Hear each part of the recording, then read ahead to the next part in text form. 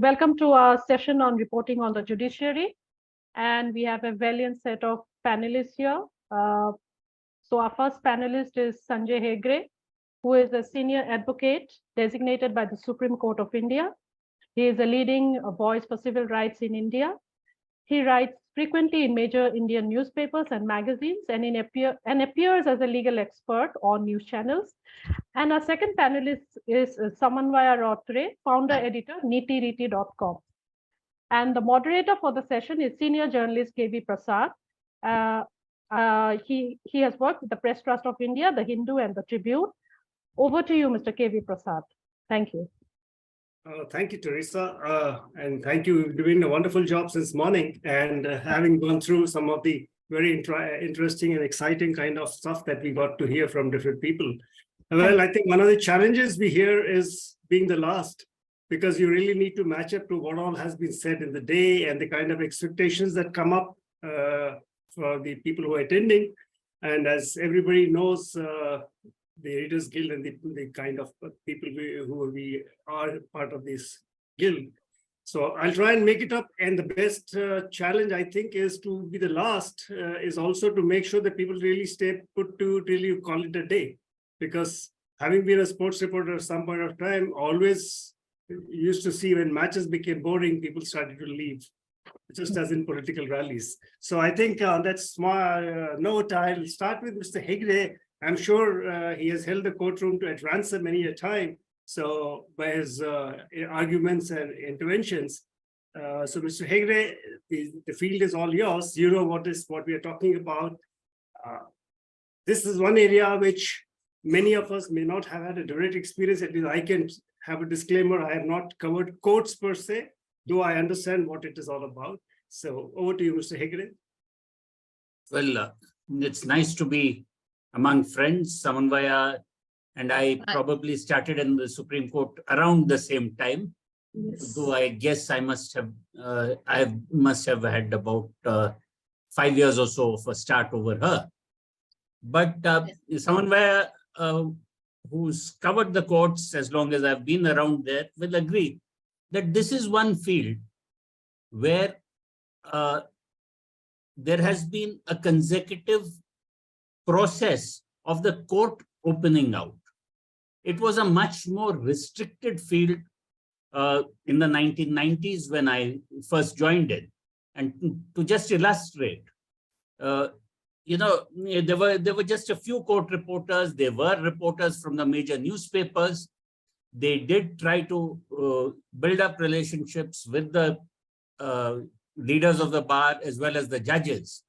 And to illustrate how the length of time, the difference that has happened over the years, I can go back to Mr. Rakesh Bhatnagar of the Times of India, who wrote as to what it was like on the 6th of December 1992 when the Babri Masjid was being brought down, and that was being certain videos and photographs were being shown on BBC News video. At that time was big, and it was satellite television was not available in central Delhi. I remember my then boss, who was the Attorney General, was one of the few who had a gigantic satellite dish on top of a central Delhi bungalow. And he could watch a few channels, but nobody else. So but cable television had started in the areas of the Cooperative Society in East Delhi, in Mayur Vihar, where Rakesh Bhatnagar lived. So when he called up the Chief Justice Venkatachala, and told him that the masjid has been brought down, the Chief Justice refused to believe him. He said, "How can you see? I saw it on BBC." And then Rakesh Bhatnagar had actually to go with the dummy of the next day's newspaper to show it to the Chief Justice. And that is how, on that day itself, a hearing in contempt was held in court. The Chief Justice and Justice G.N. Ray convened an emergency hearing of the court in Chief Justice Venkatachala's bungalow and passed certain orders. But this is the kind of atmosphere there was where you had people in well-defined spheres and people in isolation. Today, anything and everything that happens inside a courtroom gets instantly live tweeted. Many people did not realize the difference that this would make, not only to reporting, but possibly to arguments themselves. I remember my first experience of using Twitter in the days that the 377, in judgment came up from a bench of 2 judges. I was sitting in a studio in Noida, and I could see a particular reporter's tweet which said, "Oh no," and then I knew which way the judgment had gone. And so sitting there while the pronouncements of judgments were live tweeted, to an era later when each and every argument in court was first live tweeted by lawyers like Gautam Bhatia, and then legal reporters from Live Law, Bar and Bench, and everybody else started going on.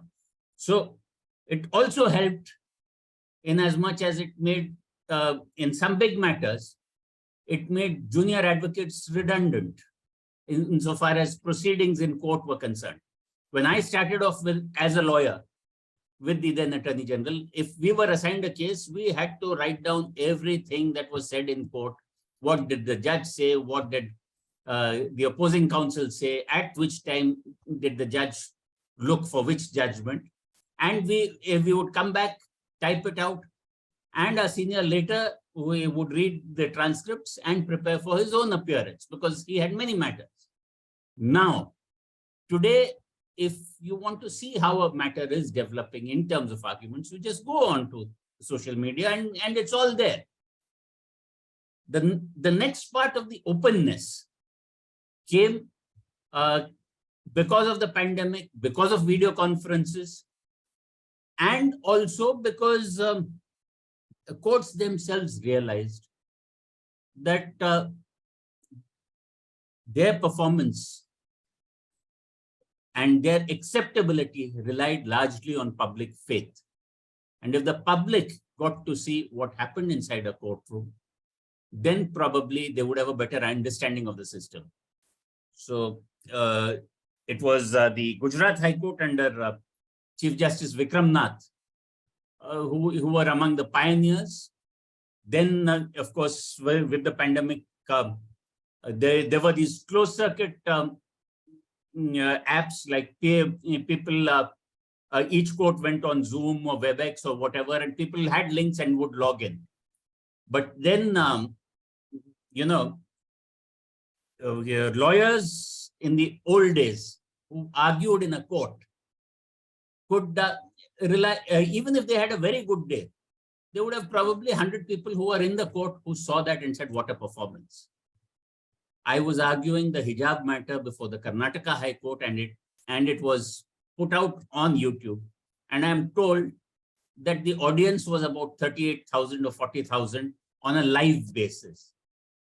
So as more and more crucial decisions which affect the Republic are fought out in court, and as the courts have opened, I think this is one phase where we have had a certain degree of transparency. But at the same point of time, I do believe that reliance on just these video performances of what happens in court also allows the reporter to stay at the desk, look at court proceedings, write up the report for the day. But so much of context gets lost.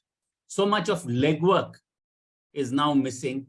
So much of follow-up with the lawyers concerned, and of course, informally with the judges, all that I think is missing, particularly with the younger generation. So we have grown exponentially in text, but we might have lost a bit in context. And there are new subtexts which are emerging. Sometimes judges use phraseology which will become instant hashtags. There have been judges whose performances in court or whose interventions in court have become memes, have suddenly flashed through WhatsApp groups. So yes, we are at a very interesting stage, but there is a whole audience which, like Mr. Prasad, probably doesn't know too much about courts, who may watch it, but who would require people like Samanvaya to put in more context so that they understand proceedings fully. I think that's where I'd like to leave this presentation and let Samanvaya take over. Thank you, Sanjay. It's interesting to chat, always hear you talk and chat with you. And yes, there are many positives about court reporting.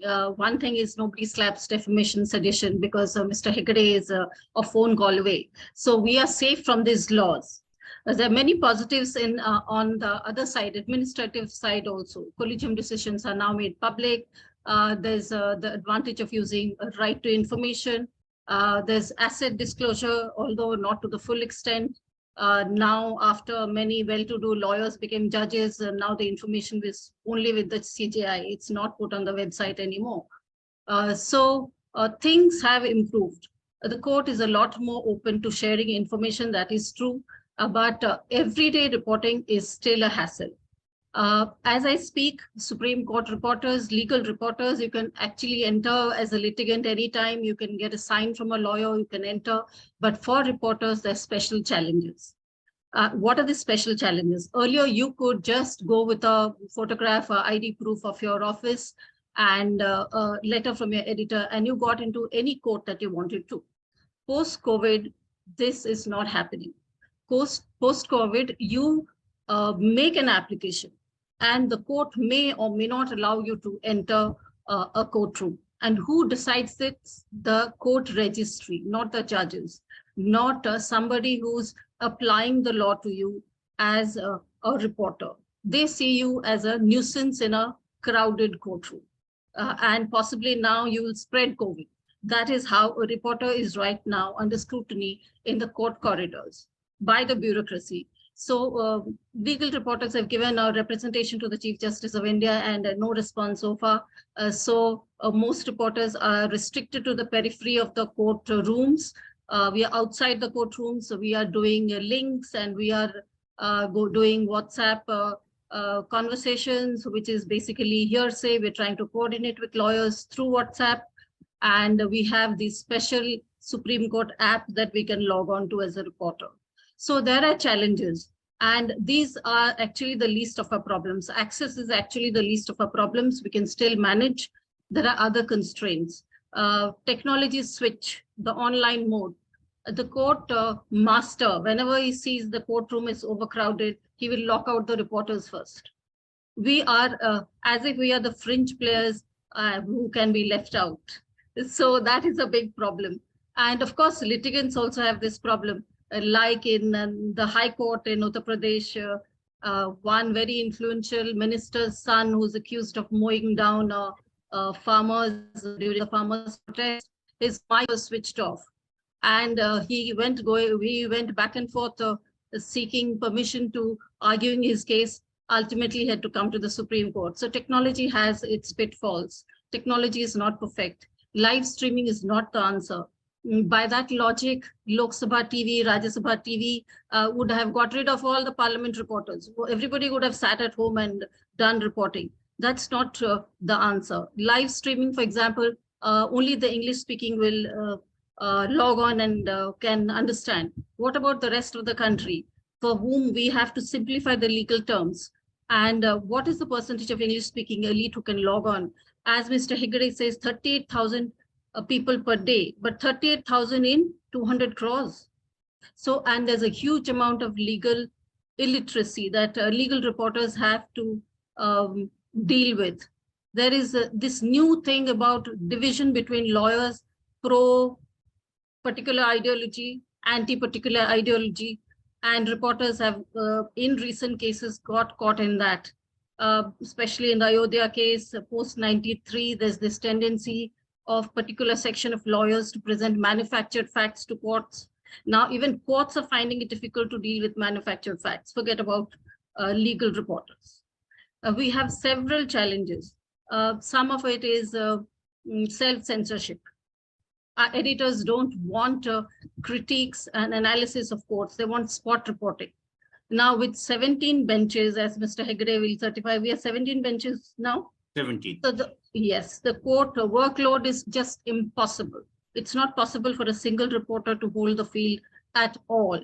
So you have to have legal bureaus. And that's where bar and bench and live law have really prospered. And the traditional media has been left behind. First thing is, we were not allowed phones into the courtrooms when young lawyers realized there's an information deficit surrounding the courts and started live tweeting from the courts. That's how live law and bar and bench were born. We were allowed phones much later than lawyers. So we lost that first mover advantage in live tweeting. And also, how much can one reporter live tweet? But these business models of live law and bar and bench are not without their challenges. One has to examine their business model in the sense that lawyers are doubling up as journalists. There will be conflict of interest issues, which I don't think have been studied much. Everybody is in love with live tweeting, but I see a whole lot of young reporters become hunchbacks and suffer from health problems, constantly tweeting. It is impossible to tweet from 10 to 1 and then 2 to 4 for a single reporter. So there are still hits and misses, and we have to live with it. So these are some of the major constraints, challenges in front of legal reporters today. I could go on and on. There are other constraints like the entry of private entities.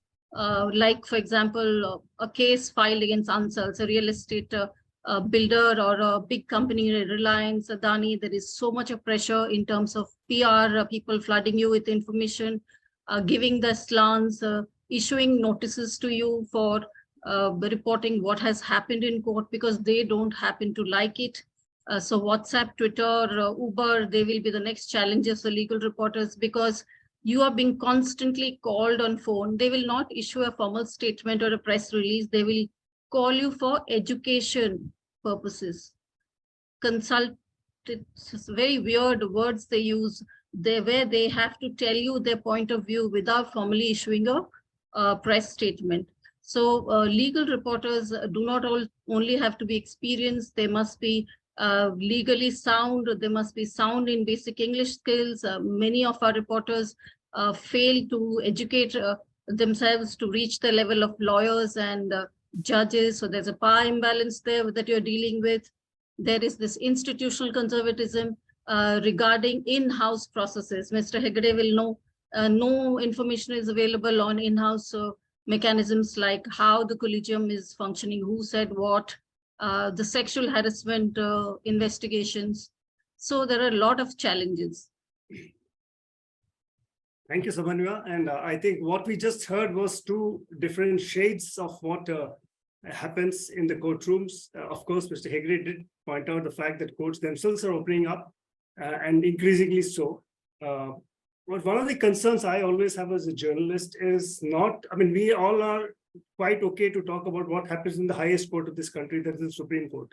And probably a step down in the high courts probably have a similar kind of an arrangement.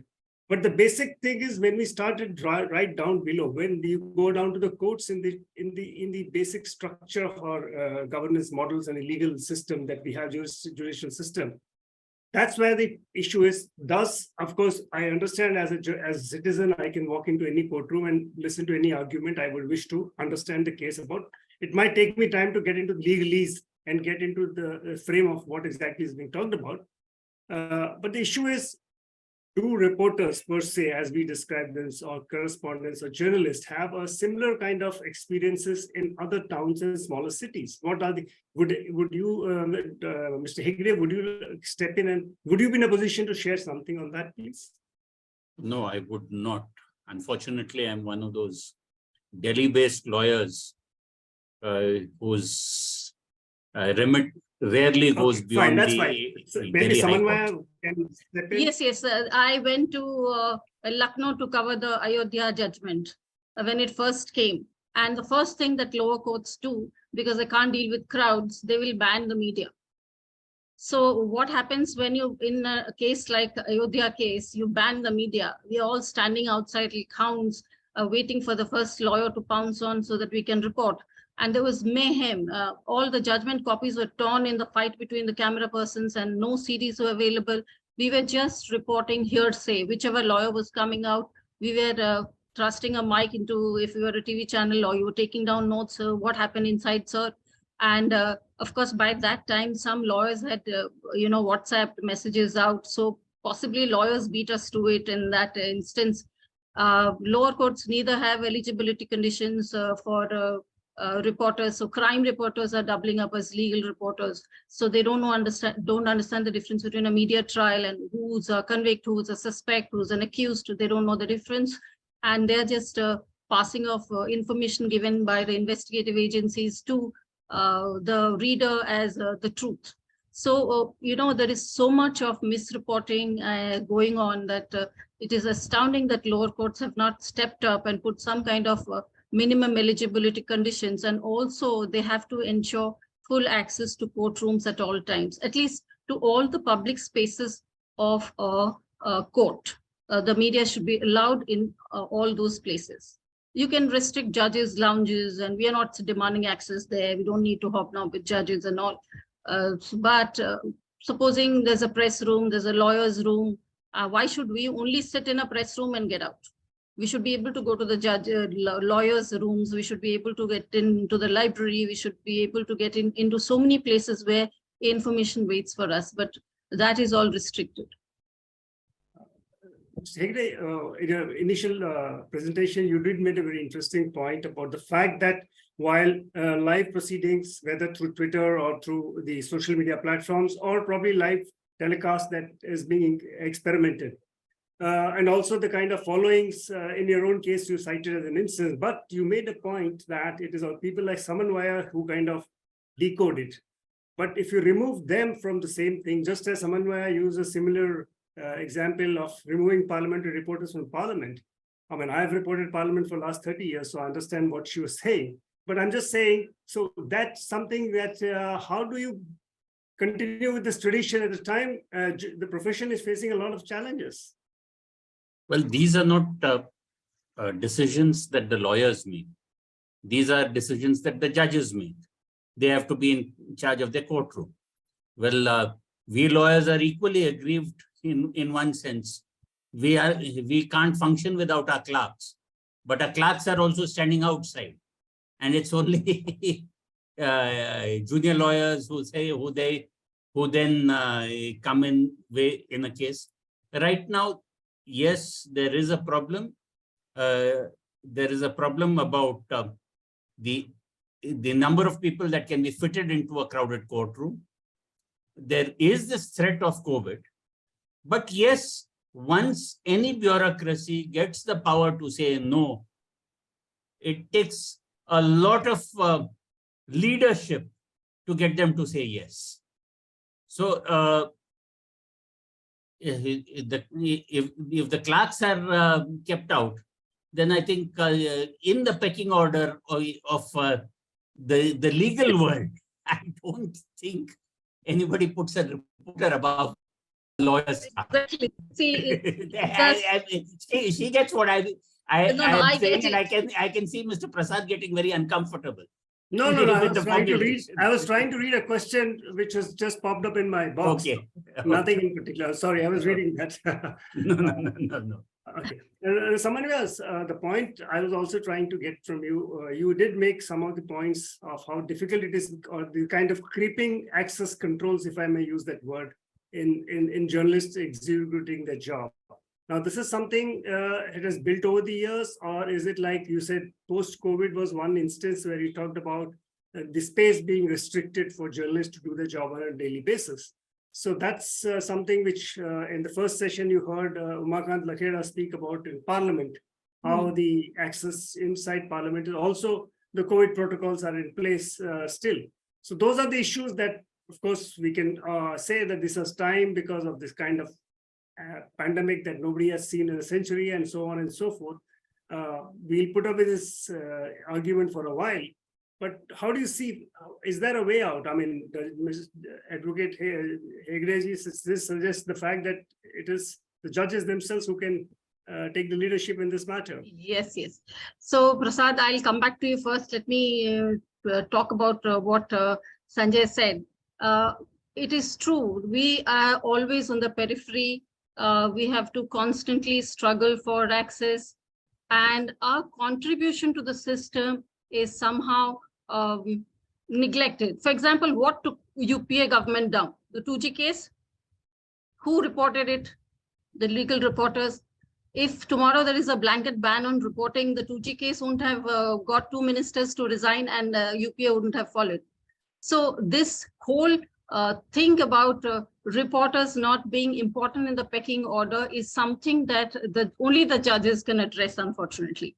And the bureaucracy enjoys these this discretionary power, is unwilling to give it up. So in the Supreme Court, it has always been a constant stress tussle, a 1 step forward, 2 steps backward.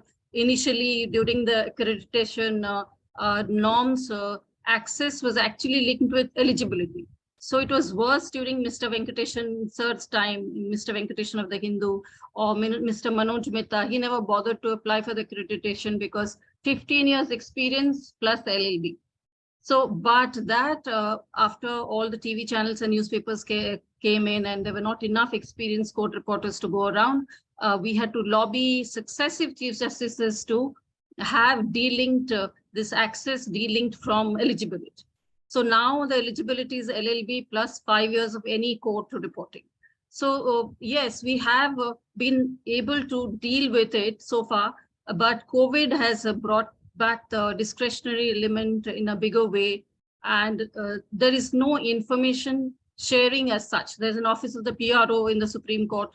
One Chief Justice actually institutionalized this calling legal reporters to his residence for a press conference every time he entered office or left office. That was discontinued. Then there was a system of press releases. They issued press releases on judgments for a short while. But since they were non-news people, the headline was always in the last line. And so that was discontinued. So we've been always 1 step forward, 2 steps backward in the Supreme Court. And it is a constant tussle to get information out. And in some cases like collegium, in-house sexual harassment cases, you can bang your head on the wall all you want, but you will not get any information. And judges, the relationship with judges is so unidimensional because of the power structure.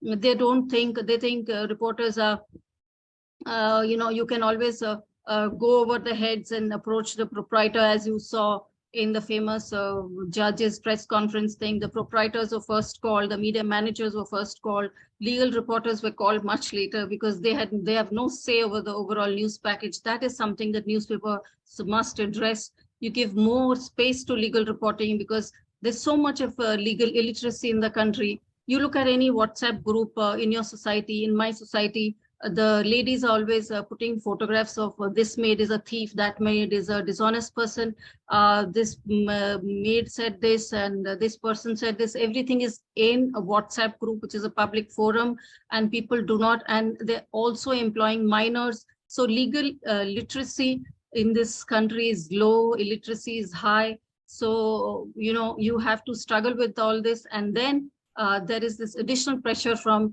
editors and all to just report fluff on judges, what houses they live in, glossy pictures showing them with the cats and dogs. But there is no interest in finding out what ideology the judge believes in. Is he pro-establishment? Is he anti-establishment? That critique, that analysis has all gone missing from newspapers because editors do not want to push the envelope. There's no pushback from the industry as such. We do not take care of our reporters and editors who are out in the field struggling. Supposing I have a defamation case tomorrow, Mr. Hegde might help me, but I don't think I can call up any editor for any kind of support, whether it be institutional support or even the Editors Guild will possibly issue only a statement and that's it. Maybe we now need to think about having lawyers on a panel who reporters can call when they land in trouble, or we need to think of a fund which will fund any reporter who's caught in a legal tangle. There are a lot of things we need to think about. Thank you, Samanya.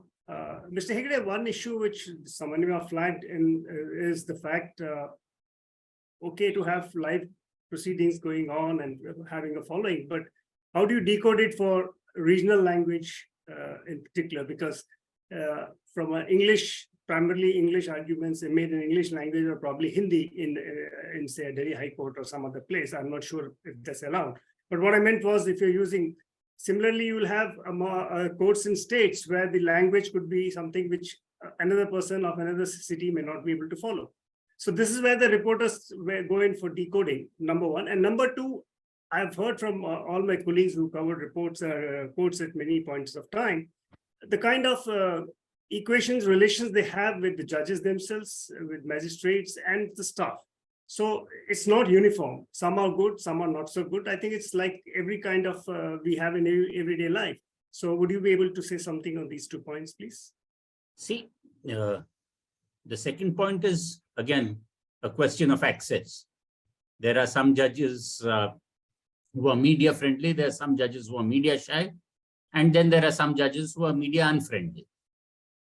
So that also goes for lawyers, that also goes for court staff. That I think now comes with the turf as to how you handle that. The other question on regional languages, well, the language of the courts is English. The courts have now at least come around to translating the judgments, though not their day-to-day working. They want to translate the judgments into all the Indian languages. That is a good step. Yes, as far as the vernacular press is concerned, they fill in a very useful role in both translation and decoding for the non-English speaking masses. Maybe there is even a business case for something like what you have in the US of Court TV.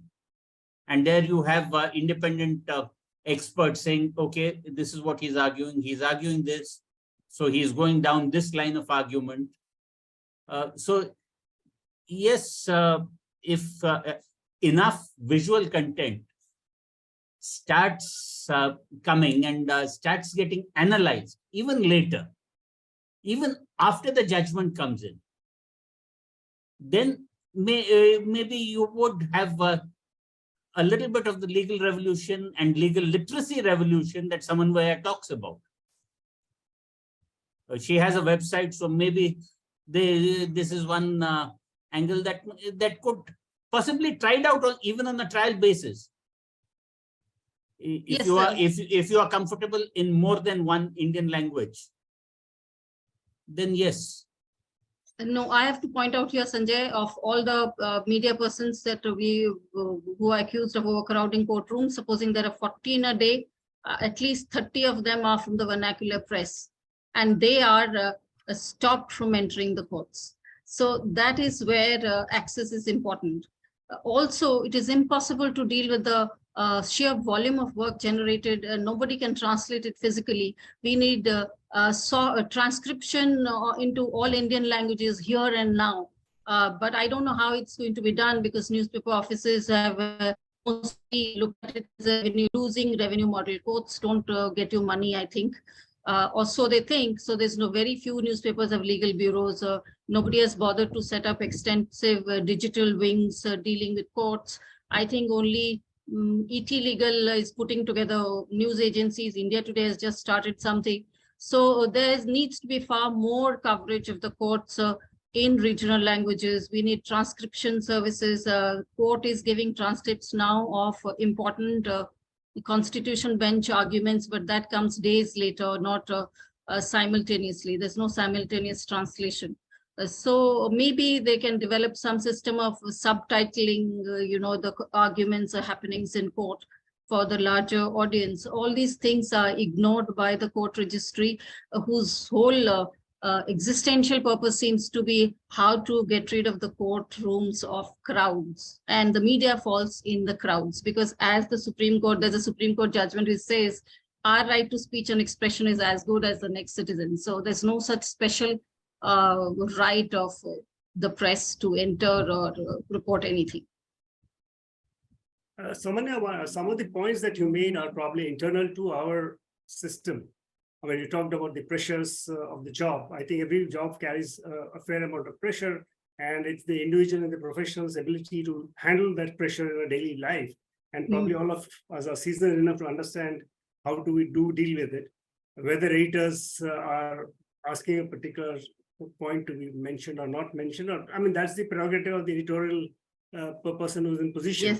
Surely we cannot argue on that. No, but I have realized one thing, that there is too much of cautiousness in dealing with the legal reports. Like editors will tell you, do the spot reporting, leave out the analysis. So there's no critique of any judgment of a judge. You will see very little of critique coming from legal reporters. The critiques that are in the press are mostly by advocates, unfortunately. Well, I think that leads to the no, if I could just add there, reporters and their editors will be afraid of contempt proceedings, whereas judges are less likely to take contempt proceedings against lawyers, or there is a certain fraternity of the black robes.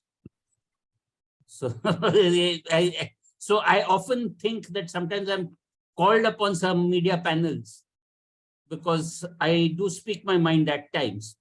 And then they see it as some kind of immunity from contempt, so that certain controversial subjects can also be discussed.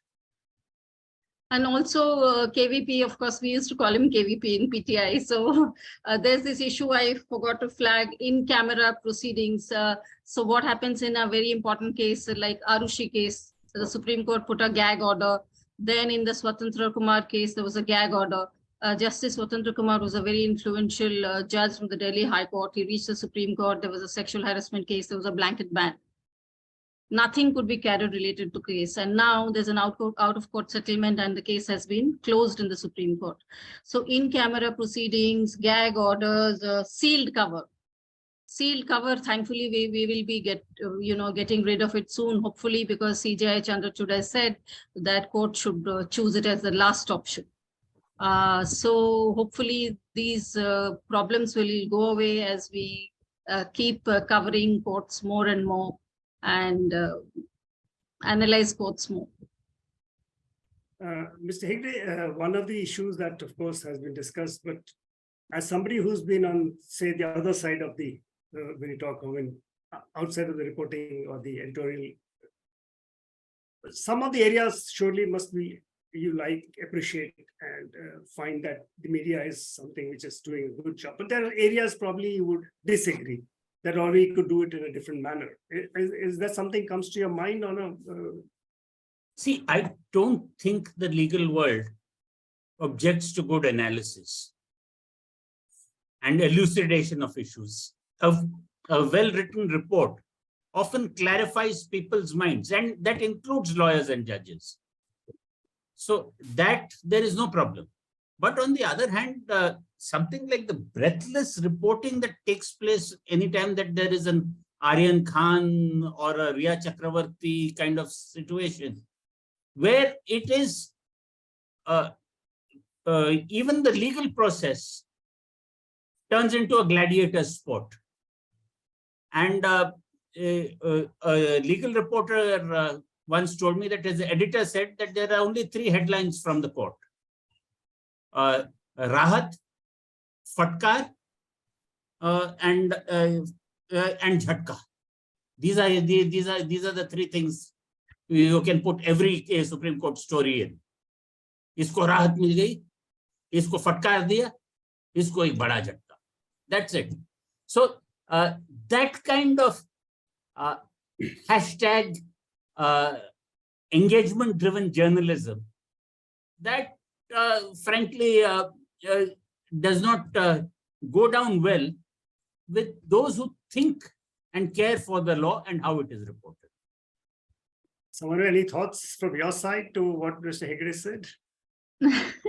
Yes, he's right. We play to the galleries a lot because obviously money at the end of the day, circulation, all this is related to catching eyeballs. So we do a lot of nonsense reporting. But what worries me more is the serious issues which we ignore, the silence over user bulldozers, even when a legal process is pending, the press's refusal to look at the national security tag behind the national security tag. Anything is national security, we stop analyzing it.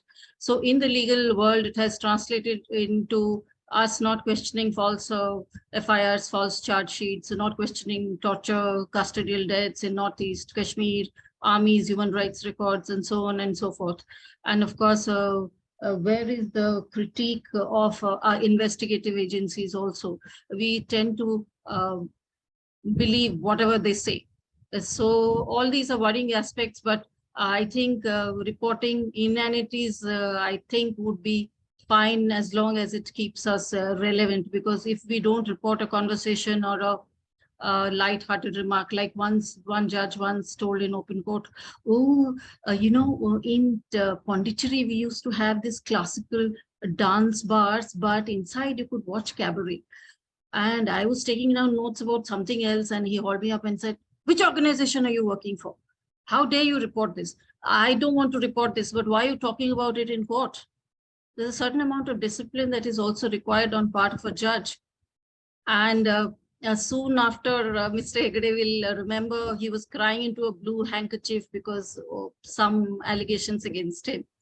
So judges also make all sorts of queer, sexist remarks. They don't understand their outdated over 60, their sense of jokes are complete sexist, patriarchal types. So they should shut their mouths and do their jobs, and which is basically argue the case and hear pluses and minuses and deliver as good as a verdict as they can.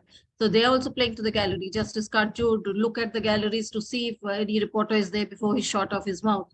So, but this is something we cannot avoid. We have to report all these silly but interesting things, which light-hearted things that people want to know. But on top of that, we must do serious analysis, investigative, stories and critiques, which are missing because we lack maybe space in newspapers. So we need to push into the digital space instead of laughing at YouTubers. We need to join YouTubers. If you can't beat them, join them.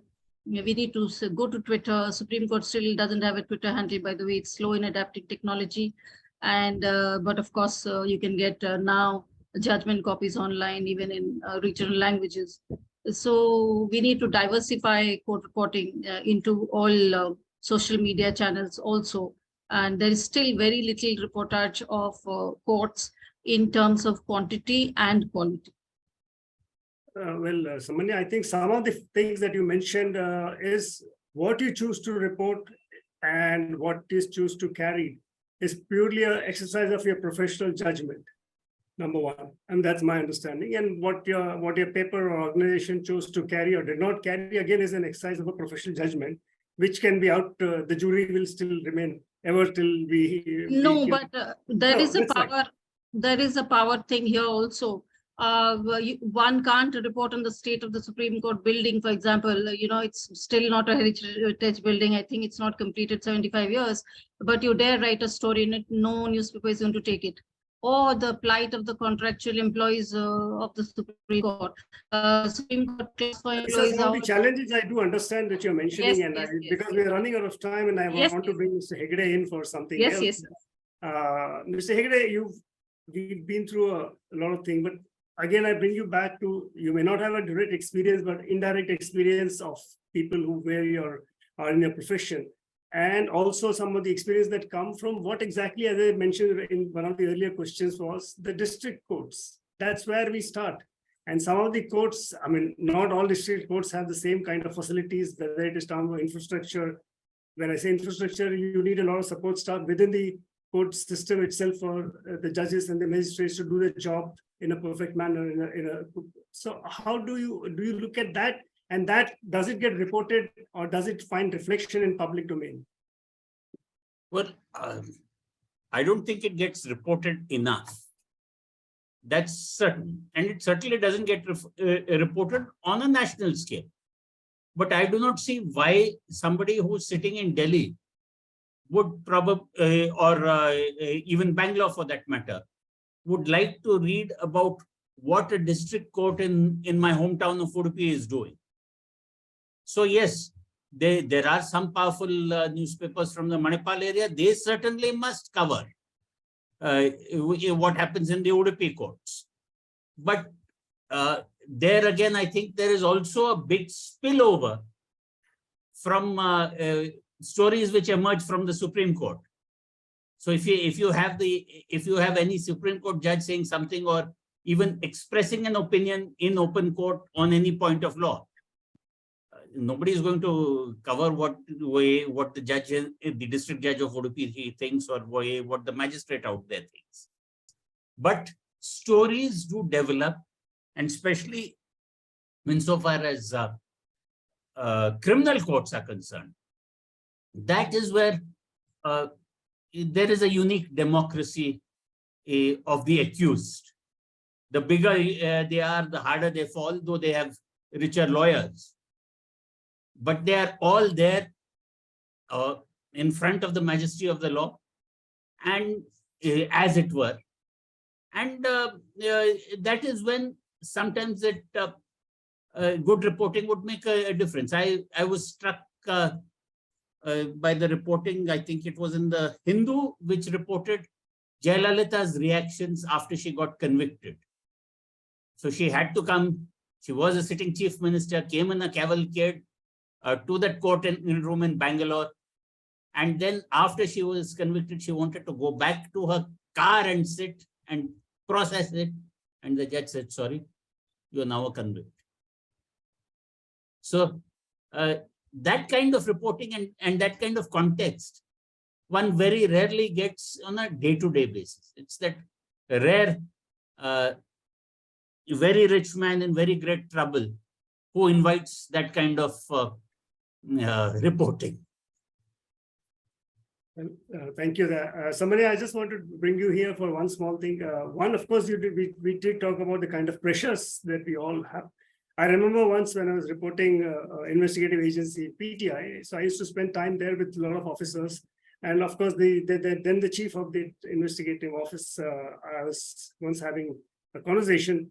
So as everybody says on a regular basis, you're under pressure and you act under pressure. So that gentleman turned to me and said, listen, everybody gets a phone call, right? You also get a phone call from somebody. It's for you to decide what kind of phone call would you accept or what do you do to it, number one. Number two, he said, remember, this is the highest investigative agency, and obviously the cases we get are going to be high profile or of rich and powerful. And something which Mr. Hegde said made me think about that memory. He said, of course, they can hire rich and very good lawyers. So they have the best of resources. So you see, you're out on a battle and you have to prove in a court of law. And again, I want to bring you to one small question, which you did mention. We take what the prosecuting agency says, whether through a charge sheet or FIR, and then carry the story forward. We surely don't have an investigative technique for us to go into it. Something you did say, but I think, how do we investigate? We don't have the wherewithal to investigate beyond a point. We are analyzing what's presented to us, and probably by raising questions, you can come up with something, right? So is that something you want to flag on that? Yes, I see, okay, people say all the violence in the country, the isolated lynchings and all are not worrying, but I see it as a general decline in rule of law in this country. We are supposed to use our legal training. Most of us have LLBs. I have an LLM. I'm now thinking of doing a doctorate in law, because law is a very illuminating subject. It helps you catch the gaps in the documents presented to you by the CBI and the police. Now, what is happening is crime reporters just take briefings. So truth serum le liya, ye bol diya. And that's all we run in our TV channels in the name of lower court reporting. So now truth serum, first thing is, the Supreme Court has banned it, and these are not interviews that you show. We have seen people accused with eyes lolling and in a subconscious state being paraded on TV. Now I am saying don't take dictations. I am saying use your brains when there are huge gaps in the FIR and the charge sheets. I'm not saying go beyond the call of your duty, but your duty is not to repeat like a parrot what the CBI or police is saying. Now this is possible for legal reporters because they have some kind of legal background. I am saying more and more reporters who cover crime must equip themselves with LLB degrees, must equip themselves with necessary skills and go deeper. So that is a duty that you are under, given that there is constant, and then this PIB fact check that we're talking about. I think there was a whole conversation this afternoon on that, so I would not like to venture into that again. No, I want to flag something here. Spent the time on that. No, I want to flag something here. In many of our laws, there are things like in the cattle slaughter laws and all, citizen activists, which are basically people who will spy on you for the state and report back to police. Now, this PIB, the draft proposal said something about citizen activists or informers, one of the words I can't remember now. So we have to also push back this, because then what is going to happen is every citizen is now going to point out, okay, this newspaper made, supposingly made an inadvertent genuine error.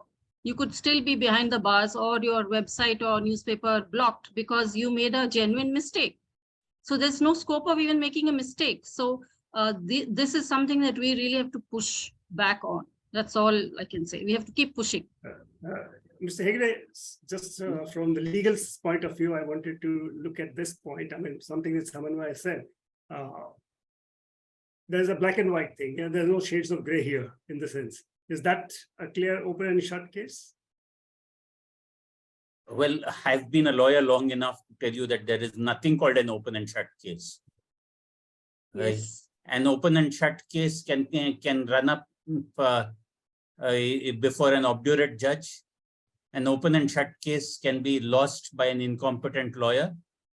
And there are several other factors that can all come in. So don't. But it does seem to me that this kind of fact check bureau is actually George Orwell's Ministry of Truth. They decide what is the truth. And if the party decides that this is not the truth, then that cannot exist and it will have to be vaporized. So that is where we are going. I do hope that better sense prevails. The fraternity came together many years ago in protest against Rajiv Gandhi's postal bill. The then president did not sign it. So therefore, the courts were not called upon to act. Now, these are little remedies have to rest on the overburdened shoulders of our crowded court system. Let's hope they stand up.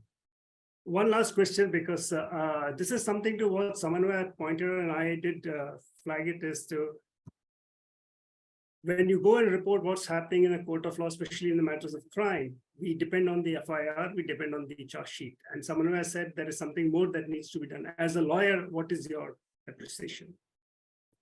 See, of course, these are but documents. You can report from those documents, but they are not the truth. They have not stood trial.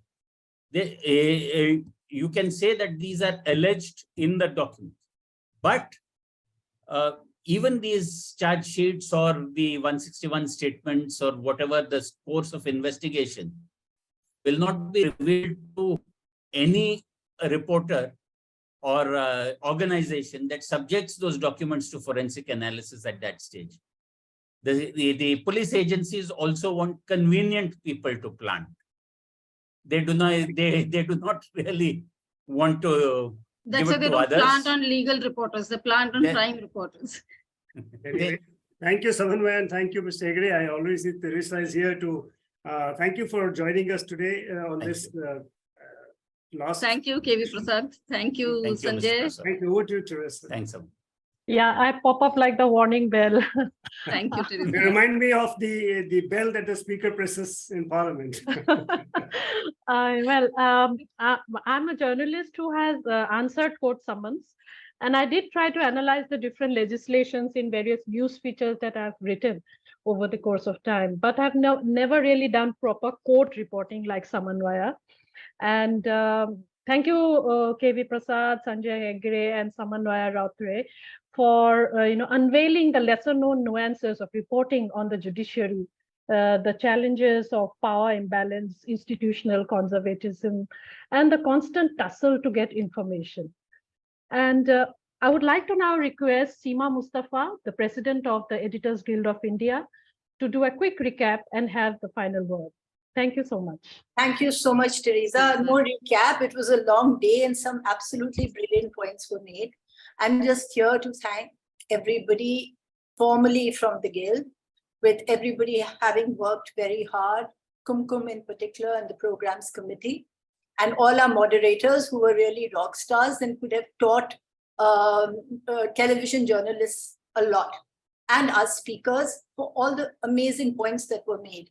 I just wanted to quickly flag 2 points, like literally in under a minute, because everybody is talking about what we can do. Where do we go from here? Obviously, we know that under governments, the history has been traced to a point where messengers have always been under fire. The fire always alternating between extremes, like in the emergency, less and less, and then more and more and more. And now we are in the period that we are, which all of you have recounted so well. What do? We can't obviously appeal to those who are violating the law and violating the tenets of journalism and using the law to attack journalism and the messenger to stop. I mean, that's one thing that's going on. Whether they stop or not is another point. I think journalists have to unite. I remember the 80s, which was the golden period of journalism, at least for us in my lifetime. And all journalists were very, very united. We were united on issues. We were united. We struck Parliament together. Can you imagine the Lok Sabha press gallery? All of us walked out when politicians were acting up with the journalists. There was an amazing sense of unity coming out of the emergency. And that really contributed to a lot of what we did. Like I had said earlier in the opening remarks, that we were able to beat back bills at the time. Jagannath Mishra, Gundu Rao, all those terrible bills that came out. We were out on the streets, we were together, nobody was questioning each other. This fractiousness wasn't there, which is so visible now. So I think journalists need to come together. We really need to unite more and more and more. It is happening. It has to be sort of speeded up. And the other thing is the people. I think Mr. Nanan had made a point that he said that the pendulum is swinging away from corporate funding towards people's funding. It's very slow. It is happening simply because the corporates are not paying for alternative media, and corporates have nothing to do with independent media. And many of us in the independent media do not want to take corporations' money. So because of that, you're looking at the people. But the people are not putting their hands in their pockets. They are not bringing money out. They talk about a need of a good media. They sit in the evenings and curse the Godi media. They talk about manipulation of news. They talk about fake news. But when it comes to paying for news, somehow we still want a freebie.